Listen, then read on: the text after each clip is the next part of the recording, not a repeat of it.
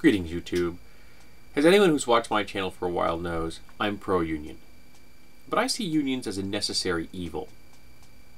Collective bargaining for individuals is important because it allows us to establish workers' rights in a way that pretty much nothing else ever has. And every right that we currently enjoy in America as workers, 40-hour work weeks, 8-hour work days, 5-hour work weeks, weekends, holiday pay, sick pay, pensions, safety rules, all of these different things were created through collective bargaining. Now, I say unions are a necessary evil because, in my opinion, and it's a very strong opinion, the government should be doing all this stuff. The federal government should be protecting the American people over American corporations. But they don't. The federal government protects corporations, small and large, more than workers. In fact, in complete and utter opposition to workers at certain times in our past.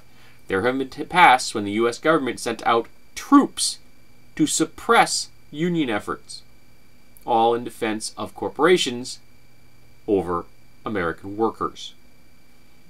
Now you're going to say, oh, that was a long time ago. Yes, but the people attacked, maimed, and killed by those efforts are still dead.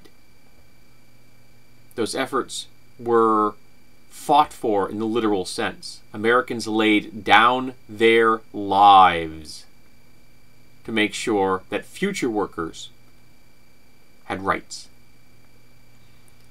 So when I hear people talk about things like the right to work, that's just branding. It's not the right to work.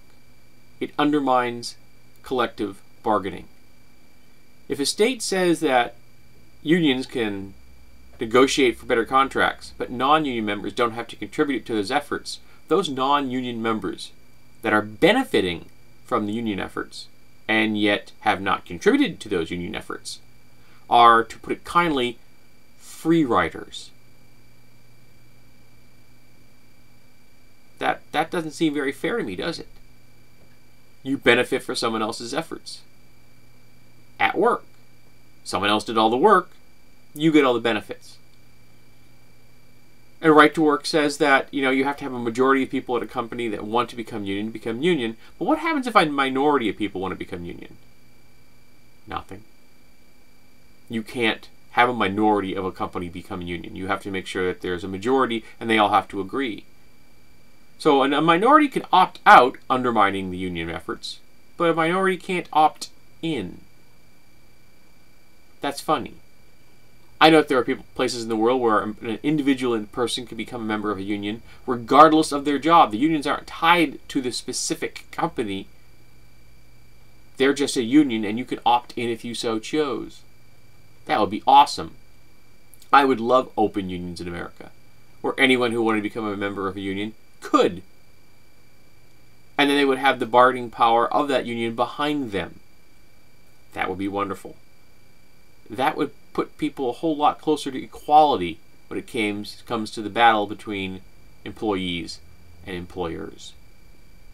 Because that's what it is.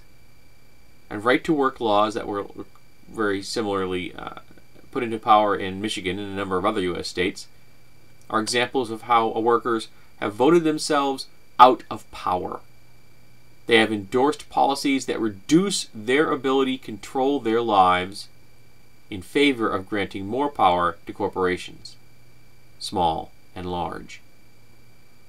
And I will never understand people voting against their own best interest, against the best interests of their friends, their families, their parents, their children, their neighbors, all in favor of helping corporations, who already have more power than the individual worker, who already have more money and more resources.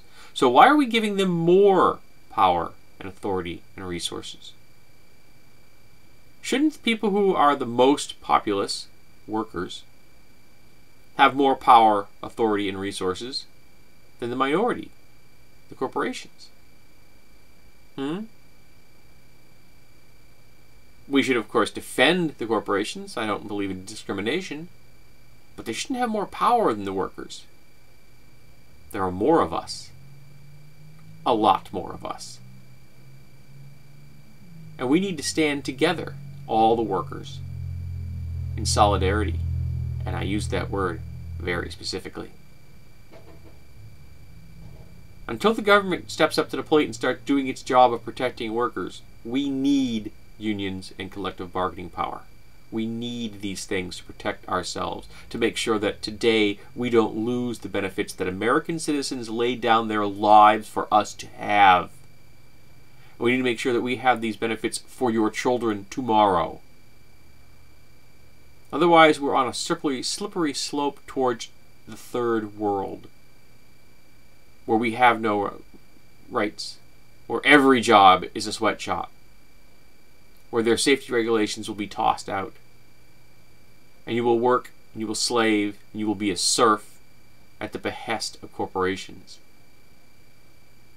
And there will be people who will say that, Tetsubo, you're being facetious, you're exaggerating, you're doing an act of hyperbole, perhaps. But I can look in the world around me and all the places that don't have collective bargaining rights, that don't have rights at all for workers. I can see them every single day in the news. I know what they look like. I know the history of America. I know how we fought and died to get these rights, and yet Americans in the 21st century are voting them away. It distresses me. Because we're going to have to fight these fights all over again, and new American citizens are going to have to be hurt and jailed and killed. All because people vote against their best interests. I have never understood that. I probably never will.